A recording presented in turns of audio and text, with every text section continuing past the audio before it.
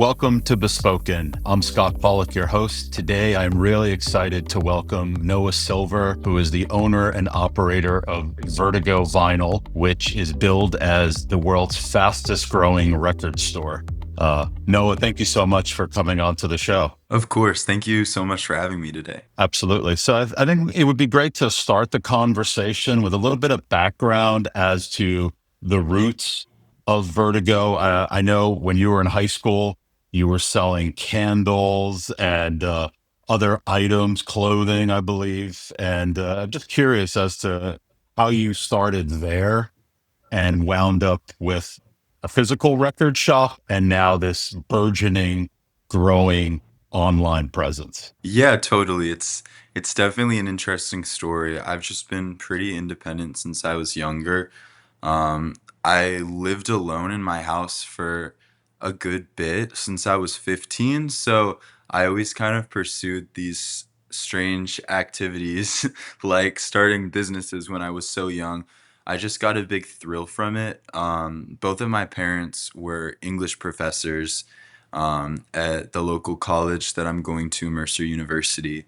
And my grandfather owned a like jewelry store with his wife. And then my great grandfather was an immigrant to the US who lived in New York selling clothes. He had a clothing retail store. So definitely a good bit of that side of my family. Um, yeah, the soap and candles business, that was definitely an interesting thing. I I was younger and around 15, it was a little bit harder to get a job since I didn't have a car. So I went into pursuing that and I went straight into the online marketing of it. So we did a lot of TikTok stuff, and by the time I decided that that would end, we had 50,000 followers on that account. So when I opened Vertigo, we had 50,000 followers to start with, so that was kind of convenient.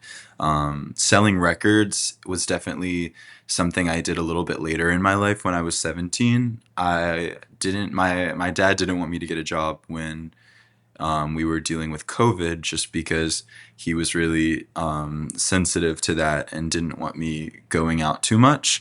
I almost got a job at this retirement home, and then something got in the way of that. So I started selling these records off Depop and eBay, and I always tried to avoid like the Depop fees. I think they banned me because I was like DMing some people that ordered. I was like, we can just take it through PayPal, and you wouldn't. It would be cheaper for you, but that just led us to launch our own website. And we started the website in a very unorthodox way, um, just adding a couple products at a time. It was very small. Obviously, a lot of people are like, "How did you open a record store when you were 18? Like you have to be like a nepo baby." And that wasn't at all the case. Like we just started with like maybe 5 releases. I remember one of the very first was Mitski's album "Bury Me at Makeout Creek," which was a very popular album, especially in 2020, very trendy on TikTok and whatnot. And it's kind of cool now that we did a anniversary edition pressing of that for a 5,000 unit run. So definitely a full circle moment. But as things started to grow on TikTok and Instagram, we were hitting like maybe 200, 300,000 followers. I was entering my freshman year at Mercer University, and I made a deal with the president of Mercer to open up a storefront, since there's this big empty space that they really wanted something exciting for students, something that would make the atmosphere a little more youth like, if that makes sense. There used to be kind of a high end hair salon, and then before that, a bike store. It's just two things that are a little bit unappealing to college students. So they made a deal that for the first 3 months, we could get rent free as we're starting up. So that was like a big thing that helped a lot. But after that, those 3 months were over, like we outgrew that store and moved into a larger store next door that was like maybe 15 times larger. It's a pretty big store we're in now, and we were good to just start paying the normal rent off the bat. So it's a little bit about how we started that. But like, why vinyl? I mean, like, what like attracted you? You're a young guy. I mean, we know from all of our surveys that we're reading that Gen Z is into vinyl. They're into supporting artists, but like, and I'm hearing this whole entrepreneurial side from your family. So like, where did those two things, like, was there a deep appreciation growing up with vinyl, with music, that culture, or did you just see it as something that was kind of cool that you could kind of like really bring to your generation and beyond? Yeah, honestly, I was dating someone in Atlanta, and we just went to a lot of these record stores, and I saw like Wax and Facts was a big one in Atlanta that we really like. And I was just like, okay, this record's like listed for $40. I don't have a job, but it sells for like $80 online. And obviously, timing was a very big thing. For me, I don't think it would have been as easy to start it now. We were in 2022, and a lot of the pressing plants, I'm not sure like the full background behind this, but things weren't getting pressed as much. There was a whole thing going on during COVID where there was initially a big slowdown in the industry. We were all very unsure, like, hey, are people going to have money? Are they going to be buying things like this? And it quickly turned out to be the busiest years of anyone that was in the business. So, frankly, a lot of the plants did not have the capacity to really be able to accommodate all of the requests, both for the reissues, the reorders, as well as new orders. And it just led to this kind of deepening backlog of order books. And we're really just working ourselves out of that. So maybe that's a little bit of what you were kind of seeing in 21, 22, is that records were just not available because they were in the queue to kind of get pressed. Exactly. They weren't available, but they still were hidden in the bins at indie record stores. So what we did was we went and found those releases that were selling for double, triple the value and big numbers as well. We went and found those, hunted those down, and it was kind of like a reselling thing that we were doing at that time. And then right when we opened that store, everything was being reintroduced to the market. All of your reissues were being introduced, all of the new releases that were really exciting, and people were really into it at the time. So, right when we opened that store was the perfect time to do so, because being a reseller wouldn't have been something that would have really made sense for us at the time. So, timing was a big thing there. I've always loved music growing up. My dad has been in the band his whole life, and my mom was a poet, so definitely a lot on the artistic side of things that really inspired me. I always had records, but I wasn't really that into it until I was 17, and I was just discovering all this new music by going in record stores, grabbing records out of the dollar bins, discovering new music that I like really loved, because I was just it's never something that really got introduced to me before. I used to just love putting on a whole record, listening to it in full. How do you view it now, as opposed to back then? I know a lot of music now, but now like I'm looking at something, I'm looking at the label, I'm looking at who manufactured it, what company owns the label now, like all of that craziness. Y- You're Definitely looking at paying the a lot more attention. business. Yeah. Obviously it's not overwhelming over the music side. It's just a new side that was introduced that's changed my way of thinking a little bit and makes me see albums as something that's a little more personable to my life, just because I'll be like, oh look, I work with that company now. It's a cool thing, or wow, that company bought this company, and it's just an intricate world. Mm. Yeah, it seems like you formed really close relationships with a lot of labels as well as wholesale distributors, particularly for your exclusive releases. Like, how did that come about? Did that just come about by exploration, contacting people?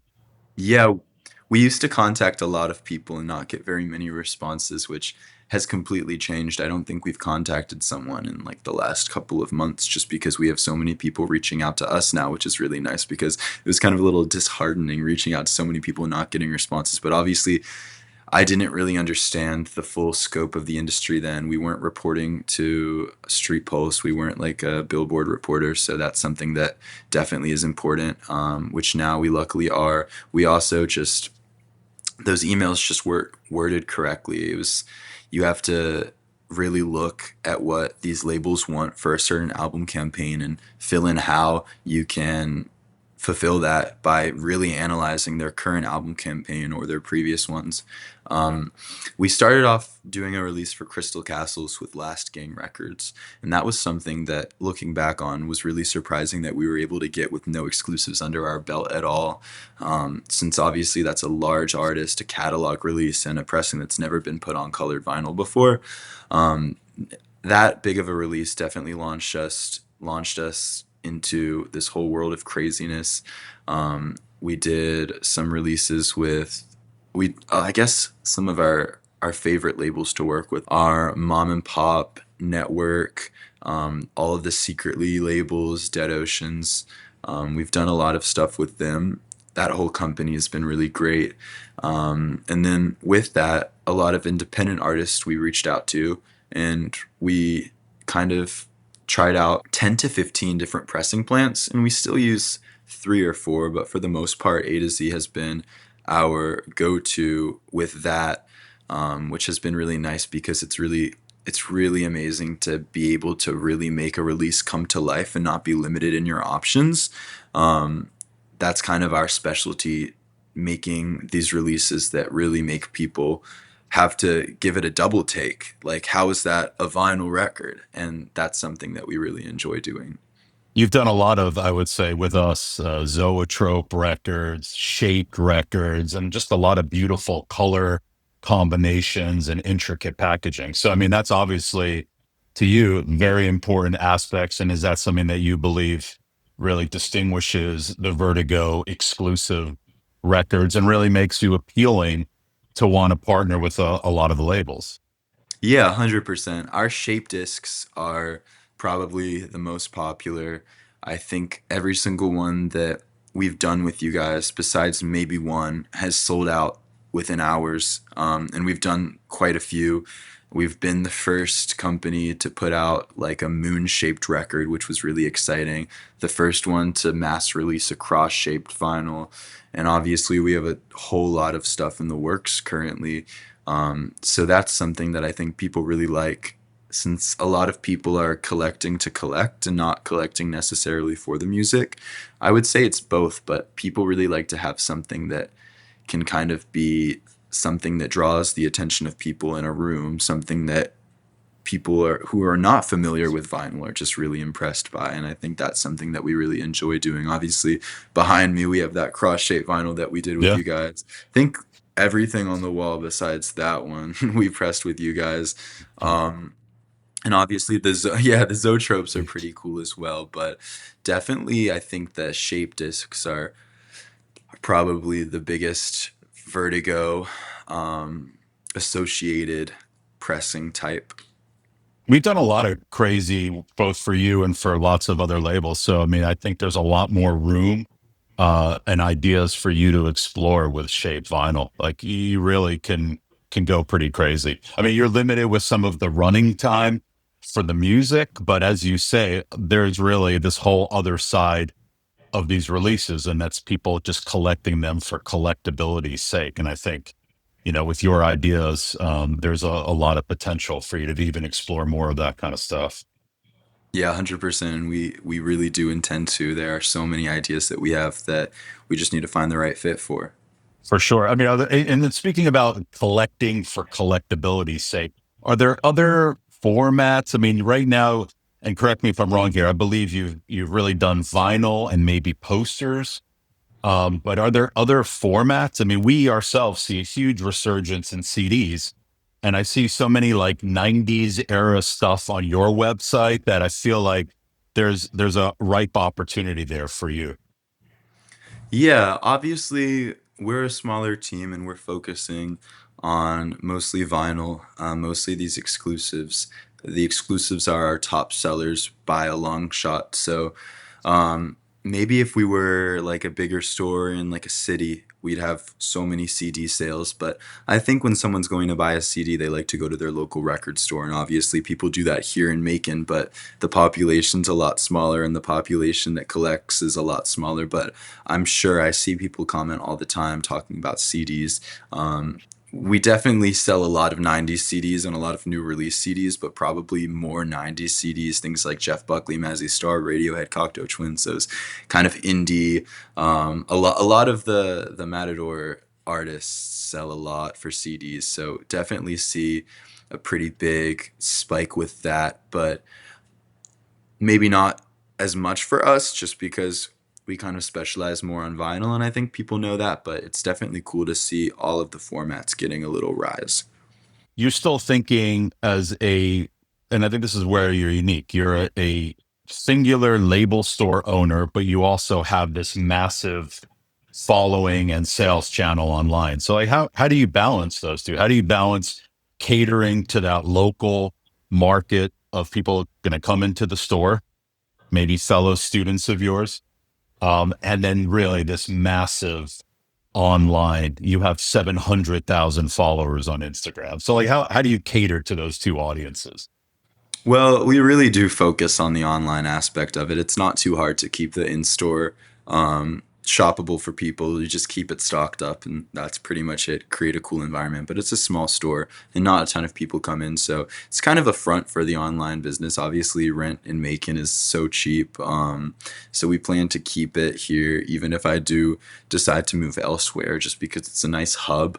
But balancing all of the online stuff can be a little bit tricky. You just have to learn to kind of overhire, have too many people than you need just so you're never falling behind. That's something that we may have struggled with a little bit in the beginning. We had a much smaller team and there were just too many responsibilities in the hands of other people. So over time, we kind of learned that it's good to spread that out and make sure that everybody feels confident in what they have to do for a certain day. So our team's a little bit bigger now. We have like 7 people, which sounds small for the volume we're doing, but we handle it pretty well. I mean, we can ship out like a 1,000, 2,000 unit drop all out in the same day. And as long as we have those numbers checked, we feel pretty confident in our ability. Sometimes just for me, like running the social media and doing all of the business side of things, it can be a little overwhelming. I remember I used to check my email like when I was in class sophomore year, and I would just be like hoping to get an email. I'd want to hear back from someone, and now it's just like, oh, good lord, I get so many emails, which is obviously a good thing. So I mean, just to recap, you're fulfilling pretty much everything yourselves. So you really need to make sure that you're continuing to exceed customers' expectations, not only about the packaging, but how it arrives to people. And I'm sure that's been a whole lesson in customer service. Yes, it has been. Um, but we're pretty confident in how we handle that now. We had to make some internal changes over time, over the last 3 years that we've been open, but we've created a really good customer service model that we're really proud of, and I think that customers know that as well. Obviously, like It's damages can tough though. happen, Yeah. warping can happen. Yeah, it's frustrating, but it's it's just worth it to make a customer happy. Like just like a customer get having their record coming in damaged, they think to themselves like, oh, like what am I gonna do? This might not get resolved. I'm stuck with this. And then just to alleviate them of all of those concerns is a really great feeling on the business side of things. So even if like we lose a little bit of money with those, that's just kind of how it works. And it's a lot more valuable to have a customer happy at the end of the day. Absolutely, for sure. Can you talk a little bit about the whole like vault boxes? Is that something hmm that you guys are still doing? Plan to expand? I ask because I feel like there's a huge opportunity potentially right now because I feel like there's a void in the market for people that are looking for more of a curated monthly kind of service for people with the 100%. demise of some other companies. Yes. Yeah, so obviously a lot of people have tried the subscription service. We like to keep ours a little bit cheaper. Obviously there have been some in the past that are a little expensive, and we like to avoid that risk just because if someone doesn't love what they're hearing, it's best that they don't pay $50 for it.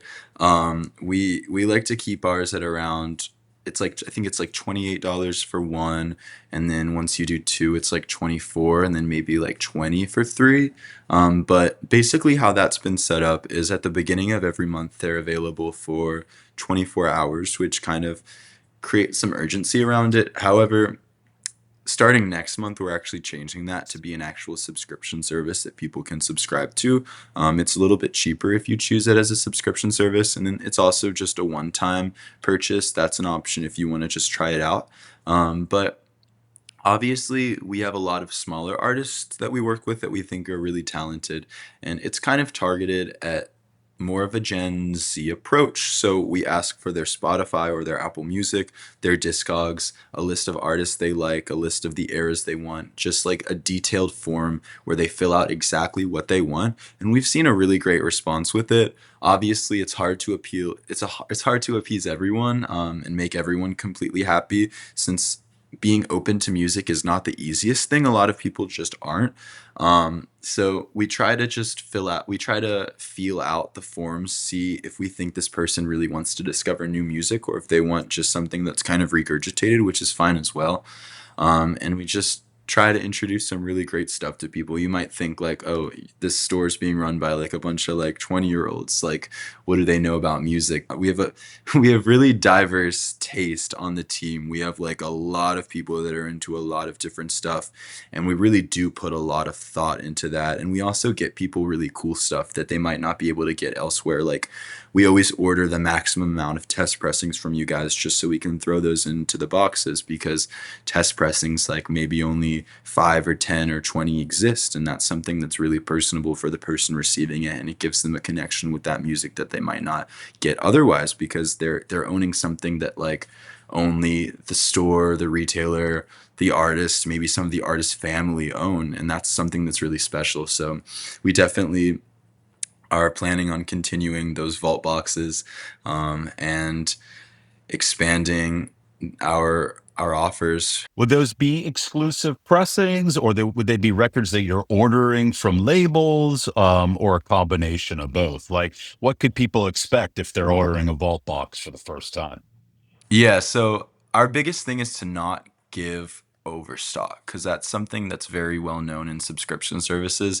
I tell everyone on my team that we can't do that just because it's going to be very obvious when something's overstock, the customer's not going to be happy, and we don't need to get we're not in an urgent position to get rid of titles that like oversold that we over purchased. What we like to do is we like to give them a lot of exclusives that are sold out, leftovers from that. So the customer gets it and they're like, wow, like this is something that I wouldn't be able to get otherwise. And then also just like a lot of niche stuff from labels, smaller artists that we think are really going to get big, or just people we really think that they would like. I notice on your website, like the homepage, I find very interesting because you have some of the largest pop artists of today. You have very hip indie acts, and then you do have this whole 90s thing going on. I mean, is that where you see this kind of cross section of your audience being most interested in the music? Because I noticed the Mazzy Star as a big fan of Mazzy Star when those records first came out. I thought it was cool that you guys were selling that. And we have also seen, because we work with many of the labels that you cite, seeing continued huge interest in Cocteau Twins, Radiohead, Yola Tango, band, those really stalwart indie bands of the 90s, and even before, but mixed in with Taylor Swift, with Olivia Rodrigo, with Lana Del Rey, next to Mitski, and next to some of these other, I would say more current indie acts. It seems to be really that kind of stew that you guys are sort of working in. Yeah, I mean, people have broad tastes. I think Lana Del Rey next to Mazzy Star could be a little bit appropriate. I think that I just really like 90s music, so I just kind of like make that part of the store whether people like it or not because that's like my favorite stuff. But I mean you have to look at these charts. I mean, last week Jeff Buckley was number 2 in indie sales in record stores. That's like wild. Grace came out in 1994, I believe. Yeah. That's like Yeah. what, 31 years ago, if I'm doing my math correctly. That's pretty wild that he was number 2 when you have all these new releases coming out. So people really love that stuff. And when you have 700,000 followers following you for music, you got to be careful with what you post, because you post Taylor Swift, they're going to be like, no, Taylor Swift sucks. And then you post too much 90s stuff, they're going to be like, where's the pop stuff? And obviously both of those, all like Taylor Swift is great, 90s artists are great. You have to navigate that really carefully and have a pretty diverse range of content that people won't get upset with, since a lot of people, they stick to their tastes and they don't expand it. So our goal is to kind of slowly help people expand their tastes and discover new music. And the vast majority of our followers follow us for that. I mean, I wouldn't say all 700,000 follow us for vinyl. They follow us because we're introducing them to new music, and the vinyl kind of comes into play with that. So I think that someone can like love these big pop acts and listen to them to kind of cheer them up during their day, but then if they're feeling sad, they can go on like a night drive and listen to some Mazzy Star and Elliott Smith and Radiohead. I think that people are very complex beings, and you can listen to a wide range of things. And also, I see some stores that just like don't branch out, and it's really important to do that because you get a lot of new people. Like look at Rough Trade, they have everything. They're one of the biggest record companies in the world, and we definitely look up to them a lot because they carry everything. They do exclusives for everything, and that's kind of what you need to do. So, like, what's next? What's next for Vertigo Vinyl? Well, now that we're reporting to Billboard, which is really exciting, we can do a lot bigger releases, for new releases, big artists, big numbers. We're really excited about that. Um, in the foreseeable future, I do kind of maybe after like 10 years or so of running the store, seeing where it goes, we would really like to kind of solidify ourselves as a label and do label side of things. That's something that I've been thinking about since I started this company. And when you're working with so many incredible artists just as an exclusive retailer, there's not a lot you can do, but there's a lot that you can see that you could do. And that's where kind of being an actual label would be really nice. Um, Obviously, there's a lot to learn from other label heads. That's why I really love chatting with them at conventions. It's the best thing you can do. Talk to people that have been running things for longer than you've been, longer than I've been alive, and just feel out the industry. Even if you're not really aware of that world, like the digital world is so much different than the physical world. Obviously, it's nice to have a good understanding of the physical world, but you have to learn a lot. So eventually we'd like to do that, but we'd like to keep growing this subscription service with the Vault boxes. That's something that I think could really be a powerful way to introduce people to new music. Obviously, that's our whole essence on social media, is just discover this new music through us. So creating kind of this subscription service to really like double down on that and give people new music that they can hold is just something that's really powerful. And then we also just want to keep staying true to our roots and putting out these beautiful releases for independent artists who are slowly starting to make their rise in the industry. Those all sound like really very ambitious, but doable sort of next steps for you. So, Yes, we started off really ambitious. I opened a store without thinking at all about it. Like there was not a ton of thought that went into it. Like we had our 4-year plan, we had the finances in check, but I never really thought like I'm gonna be stuck here. Like this is something that I'm not gonna be able to walk away from. I'm not gonna be able to like travel for Thanksgiving because of Black Friday. My Christmases are gonna be rough. Like that's not a lot I thought about, that I discovered later. So we've definitely been a little bit ambitious from the start, but we've grown a lot as well. well, no, it's I really admire your hustle and your attitude. So I think you got it, and it's really a pleasure to talk to you and see the continued growth of Vertigo. Thank you. It's a pleasure to speak with you as well. We love A to Z, and it was really great to talk today. Absolutely. Thank you so much.